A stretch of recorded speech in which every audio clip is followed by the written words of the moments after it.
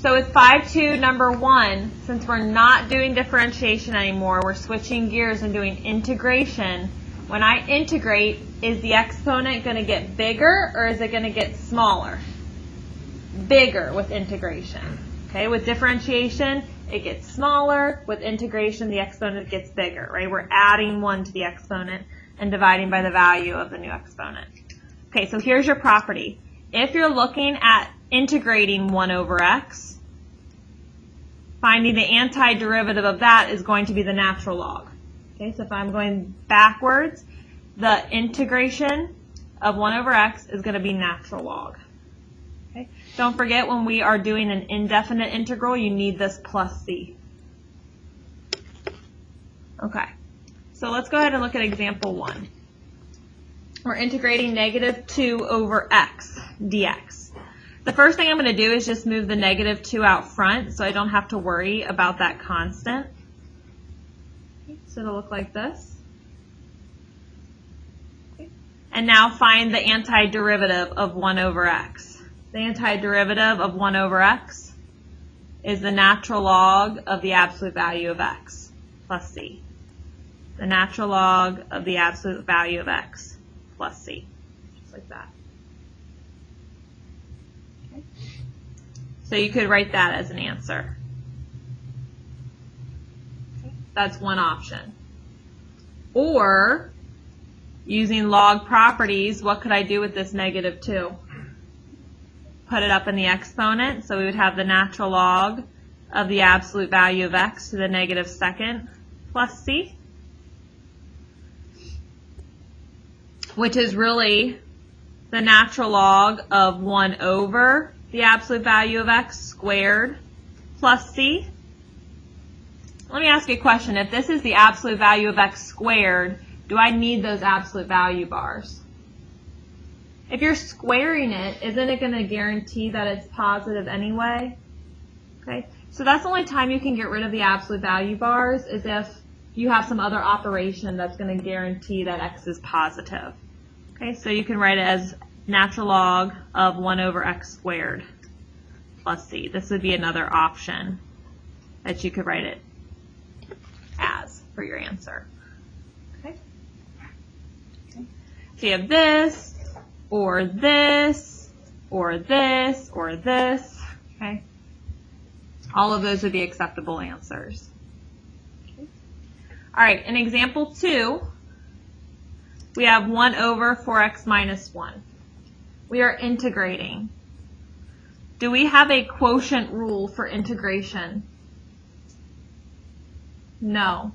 Okay. For differentiation, we have quotient rule, we have product rule, we have chain rule, we have all these rules for differentiation.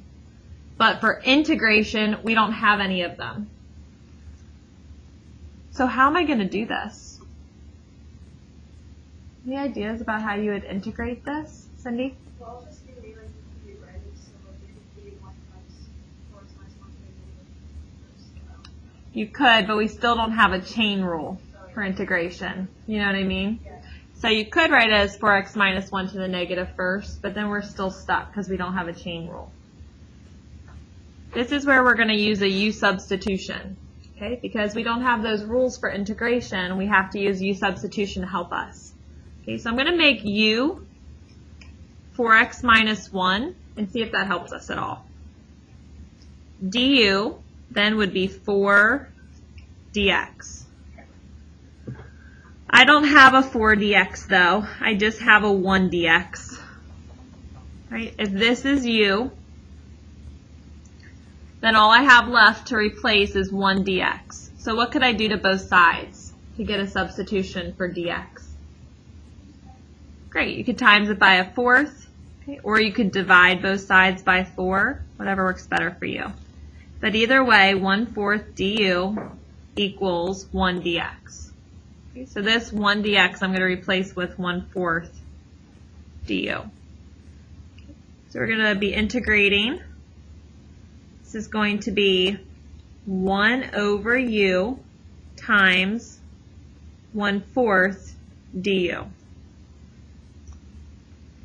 Does everyone agree that u is in the denominator? Don't make that mistake. Make sure you put 1 over u. Don't just put u. Okay, u is in the denominator, so you need a 1 over u. Okay.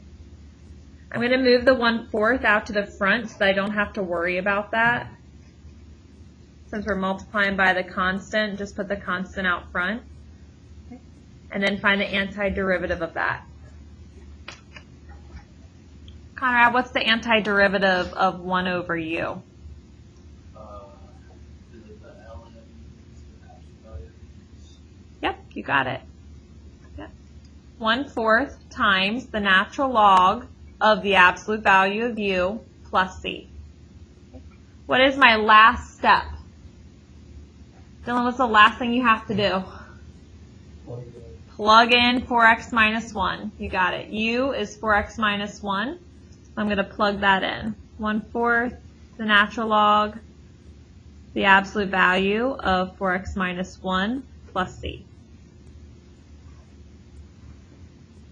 Okay.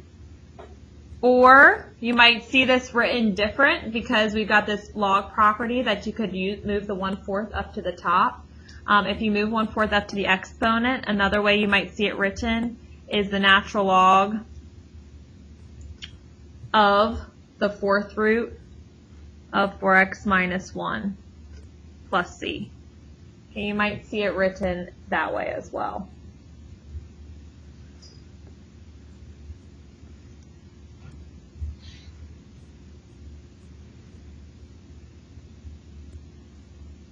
Okay? And remember, anytime you're taking an even root of something, you have to get some kind of positive answer. Right? If you take the 4th root of something, you're not going to take the square root of 4 and get -2. Okay? By putting the 4th root here, it's assuming that you're looking for what's called the principal root. Okay? All right. What about number 3? What might you do for example 3? Can I rewrite this in any way to avoid using the quotient rule or the chain rule? Not really. Okay, so I have to use some kind of u substitution. Cassie, what do you think my u value will be? Sure, x squared plus 1. So du is going to be 2x dx. Okay, so look at what's going on. X squared plus 1 we're going to be replacing with u. And I need to do something with this x dx. But right now I've got 2x dx. So Linda, what would you do to both sides? Would you multiply by 2? Or is it the other way? Well, if you multiply both sides by 2, then I would... Okay, divide by 2. Yes, exactly. You can multiply both sides by 1/2, or you could divide by 2. Yeah, dividing both sides by 2 is going to leave you with 1/2 du equals x dx. So this x dx, I'm going to replace it with 1/2 du.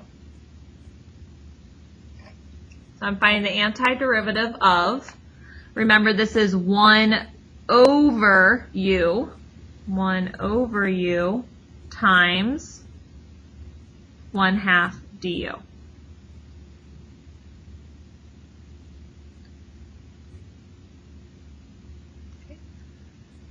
Again, I'm just going to put the 1/2 out front so I don't have to worry about that constant right now. We'll have 1/2 times the integral of 1 over u du.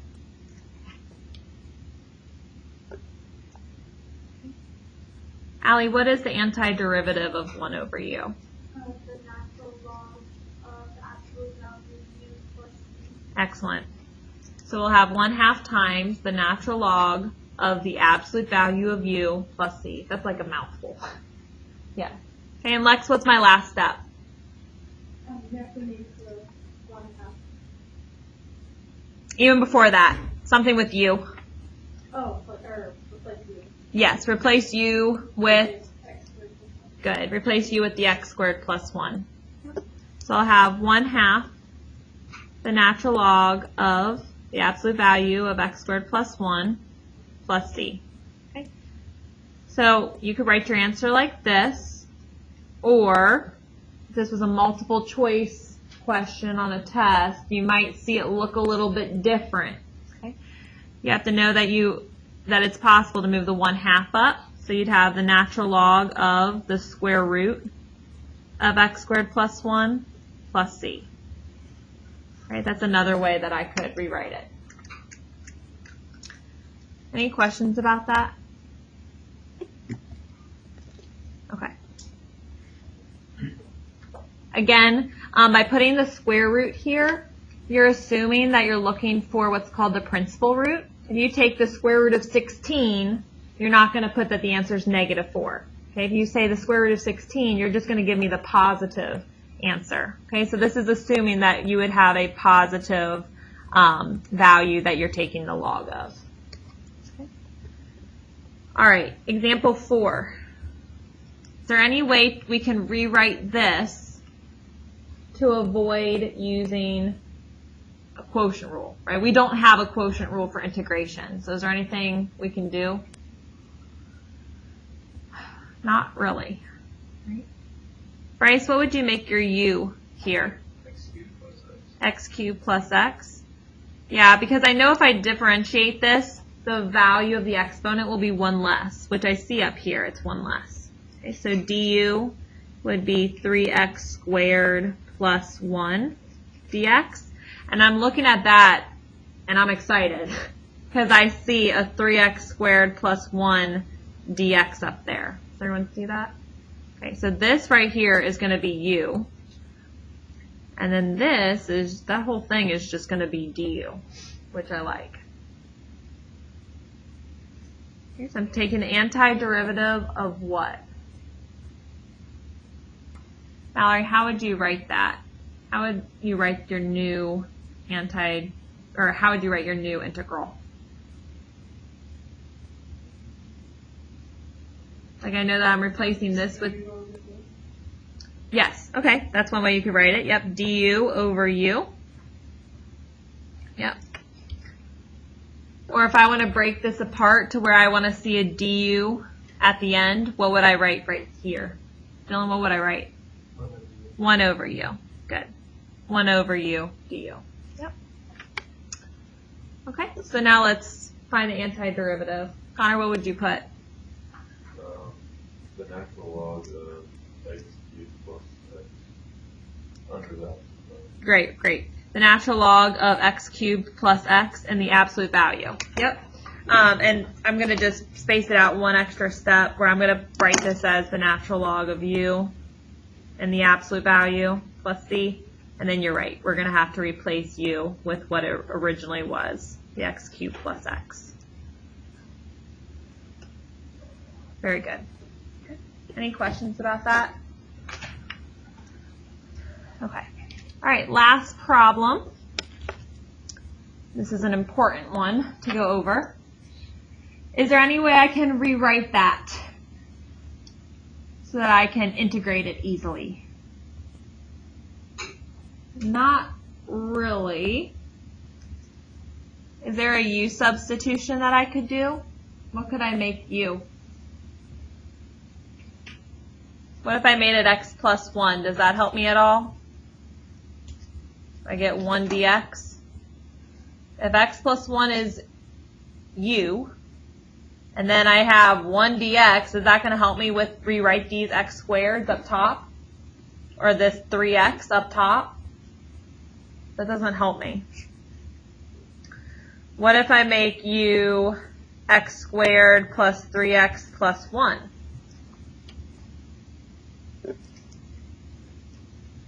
I would get 2x plus 3 dx. So if this whole thing up top was u, does that help me at all? Not really, because I have a 1 over x plus 1. This one we have to approach a little bit different. Here's how I'm going to rewrite it. And this is like your last resort. You're either going to use long division or synthetic division to rewrite it. Right? This right here is a quotient. Does everyone agree? You're dividing the top polynomial by the bottom polynomial. Okay?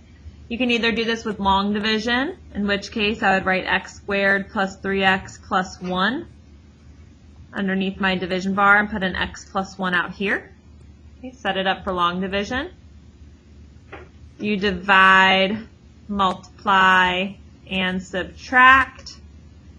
Bring on down the next, and then bring it on back. That's what I said. Divide, multiply, and subtract. Bring it on down, bring it on back. I show this to my Algebra 2 students. 4-step process. I'll go over it with you, but it's going to be easier to use synthetic division. Okay, so I don't care which method you use, whatever one you want, long or synthetic.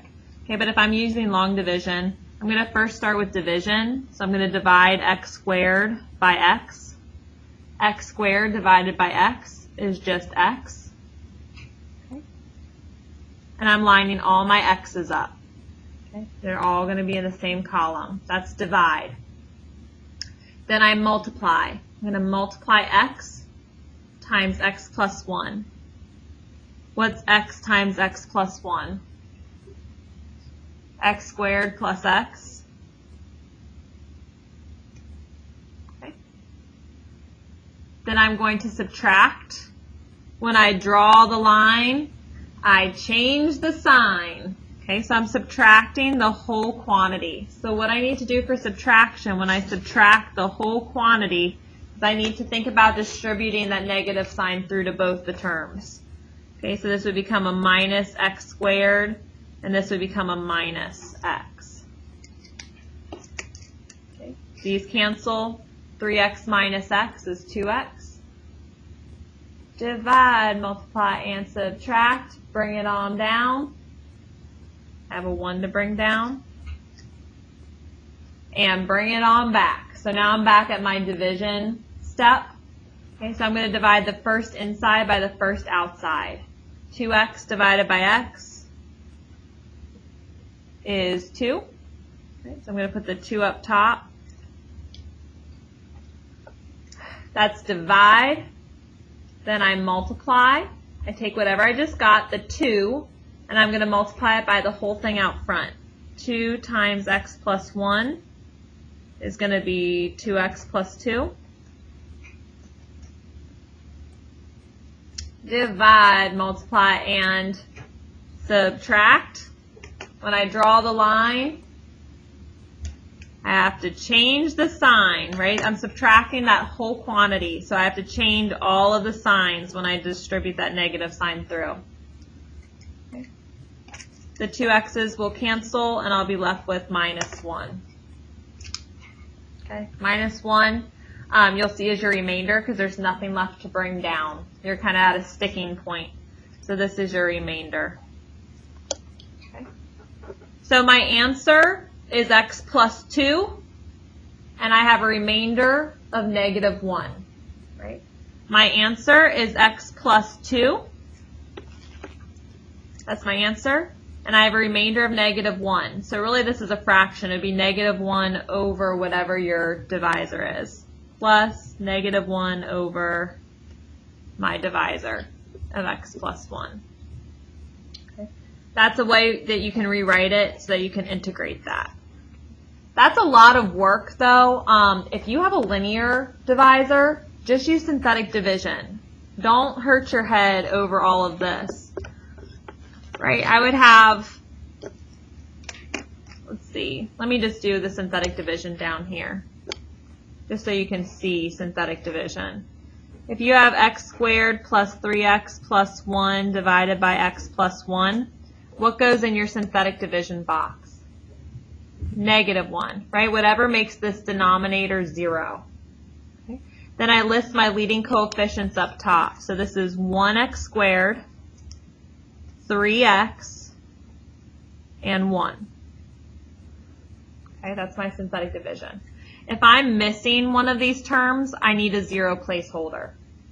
Okay, so you always want it to go from the highest degree and then down 1 every time. So like if this was x squared plus 1, I would need a placeholder in for where the x is. Okay, so I bring the first down. So bring first down, And then I'm just going to go through a series of multiply, add, multiply, add, multiply, add, etc. Multiply, 1 times negative 1, add down. Multiply, 2 times negative 1, add down. Okay, so that's your synthetic division. Here's your remainder, here's your constant term, here's your x term. So see how you get x plus 2 plus a remainder of negative 1 over your divisor x plus 1. That goes a lot faster than long division. Okay. All right, so now let's go ahead and find the antiderivative of this. Okay, so I'm starting with this term. I'm going to add 1 to the exponent and then divide by the value of that new exponent. Okay. The antiderivative of x is x squared over 2. Okay. Lex, what's the antiderivative of 2? Or x. Yeah, 2x. That's correct. Yep. Plus, now I need the antiderivative of this thing. Yikes. This is going to need a u substitution, right? I'm going to go ahead and do this with blue. So I'm going to make my u x plus 1. And so my du is going to be 1 dx. Right? See how I have a negative 1 dx? What would I have to do to both sides to get to that negative 1 dx? Just multiply both sides by negative 1, right? So a negative du is going to equal negative 1 dx.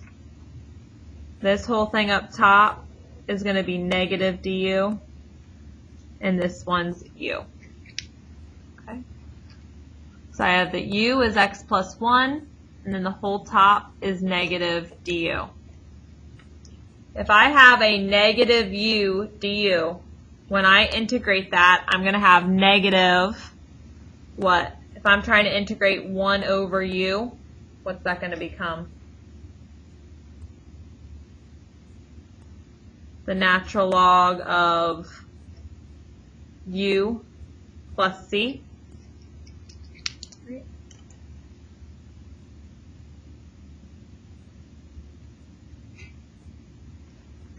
And then plugging in what I had before. So we minus the natural log of the absolute value of x plus 1 plus c.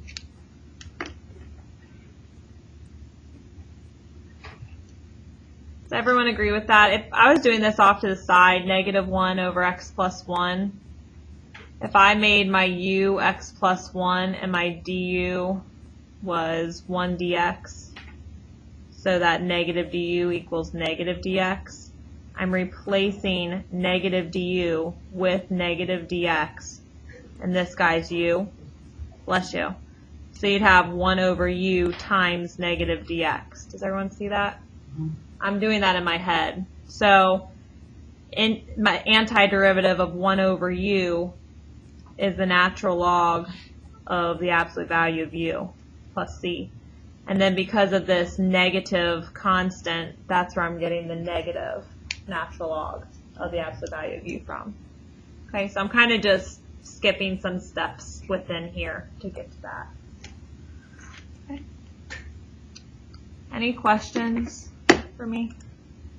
Like I said, if I'm giving you linear divisors, just use synthetic division. It goes a lot faster than long division.